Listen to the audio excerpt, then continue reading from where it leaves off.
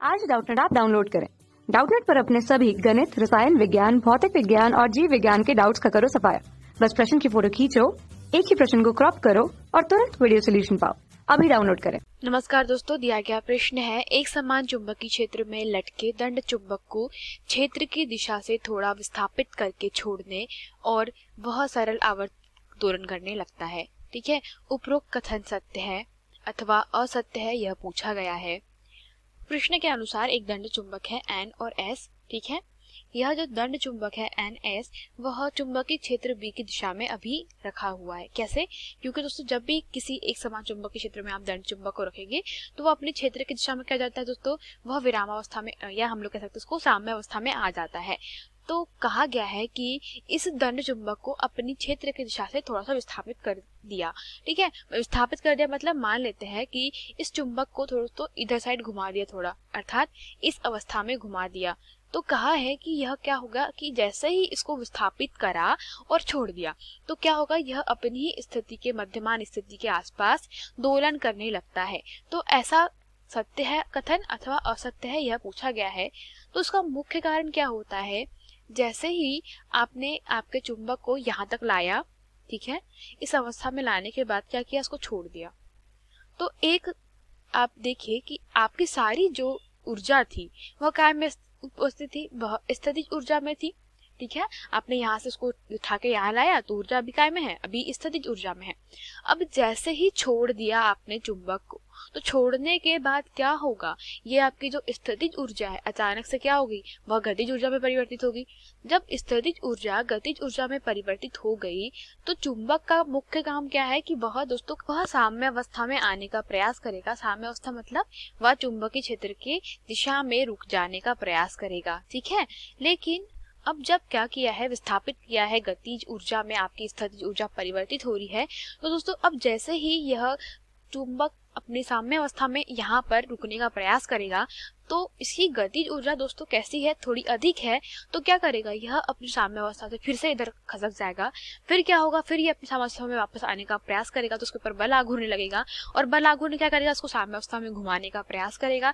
लेकिन गतिज ऊर्जा फिर से अधिक है तो क्या करेगा दोस्तों, ये फिर से इस तरफ चला जाएगा। तो इस प्रकार अपनी मध्यमान स्थिति के दोस्तों क्या कर रहा है चुंबक, कभी इस तरफ दोलन कर रहा है तो कभी इस तरफ दोलन कर रहा है। इस प्रकार से वह क्या कर रहा है, दोलन कर रहा है अपनी मध्यमान स्थिति के दोनों तरफ। ठीक है, और वो भी कैसे, बहुत ही अल्प कोण थीटा पे। ठीक है, ये जो कोण है यहाँ का वो कितना है, थीटा।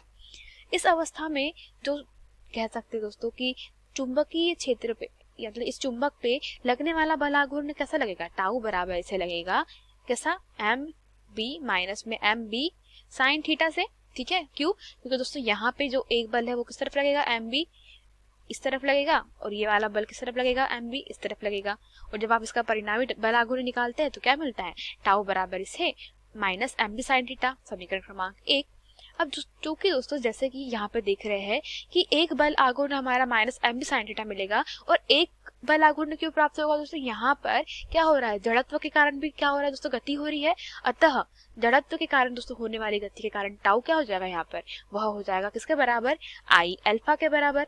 ठीक है, जहाँ पे दोस्तों आई क्या है, यह जड़त्व है। ठीक है, चुंबक का जड़त्व है अपनी स्थिति के कारण, और यह जो अल्फा है वह क्या होता है, वह कोणीय त्वरण होता है। ठीक है, तो कोणीय त्वरण है और यह जड़त्व आघूर्ण है। ठीक है, तो इस अवस्था में इसको समीकरण क्रमांक हम लोग 2 नाम दे देते हैं। तो समीकरण 1 को समीकरण 2 से आप देख रहे हैं कि टाउ टाउ आपस में बराबर है, तो यहाँ से क्या लिख सकते हैं, आई अल्फा बराबर इसे माइनस में एम बी साइन थीटा। अब चूंकि दोस्तों देखिए यहाँ पे कि जैसे आपको बताया कि क्या हो रहा है, सरल आवर्त गति होने लगी है कुछ चुंबक की। वो क्यों, क्योंकि दोस्तों यह अपनी मध्यमान स्थिति के दोनों और क्या कर रहा है, गति करने लगा है। तो जब कोई भी वस्तु मध्यमान स्थिति के दोनों ओर गति करती है तो उसकी एक सबसे मुख्य प्रॉपर्टी क्या होती है कि जो थीटा होता है, मतलब अपनी मध्यमान स्थिति के जब कंपन दोनों ओर कंपन करेगी तो उसके लिए जो थीटा का मान होता है वह कैसा होता है, बहुत ही अल्प होता है। तभी तो यह गति क्या कहलाती है, सरल आवर्त गति कहलाती है। तो सरल आवर्त गति के लिए थीटा का मान होना चाहिए कैसा होना चाहिए, अल्प होना चाहिए। चूंकि यहाँ पे हमारे पास में थीटा कितना है, साइन थीटा है। अगर जो थीटा है वह बहुत अल्प है तो साइन थीटा क्या हो जाएगा, लगभग बराबर क्या हो जाएगा थीटा के। तो इस प्रकार हम लोग क्या लिख सकते हैं, समीकरण क्रमांक 3 से साइन थीटा का मान थीटा के बराबर लिख देंगे तो आई अल्फा का मान क्या मिल जाएगा आपको, माइनस में एम बी थीटा के बराबर, या आप इसको क्या लिख सकते हैं, अल्फा बराबर इसे माइनस एम बी थीटा के बटे में आई, समीकरण क्रमांक 4। अब चूंकि दोस्तों यह क्या हो रही है, यहाँ पर सरल आवर्त गति हो रही है। तो चूंकि सरल आवर्त गति का एक सबसे मुख्य फॉर्मूला होता है, वह क्या दिया जाता है सरल आवर्त गति में दोस्तों, जो कोणीय त्वरण होता है, ठीक है। क्योंकि देखिए यहाँ पर अगर हमारी चुंबक मध्यमान स्थिति के दोनों ओर कंपन कर रही है या सरल आवर्त दोलन कर रही है, तो जब यह सरल आवर्त दोलन करने लगती है तो हम लोग कह सकते हैं कि उसका त्वरण जो दिया जाएगा, कोणीय त्वरण, वह किससे दिया जाता है, कोणीय त्वरण दिया जाएगा अल्फा बराबर इसे माइनस में ओमेगा स्क्वायर थीटा से, समीकरण क्रमांक 5। अब समीकरण क्रमांक 5 और 4 से देखें तो आप माइनस ओमेगा स्क्वायर थीटा को क्या लिख सकते हैं, माइनस एम बी थीटा के बटे में आई, और यहाँ से थीटा आप कैंसिल कर देंगे तो आपके पास में क्या मिल जाएगा, आपको यहाँ से माइनस ओमेगा, मतलब माइनस से माइनस भी क्या हो जाएगा दोस्तों, पॉजिटिव हो जाएगा। तो यहाँ बचा क्या, ओमेगा का वर्ग बराबर इसे एम बी के बटे में आई,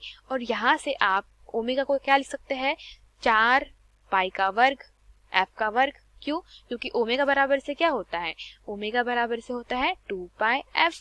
तो यहाँ से हम लोग डायरेक्टली क्या लिख सकते हैं, एम बी के बटे में आई।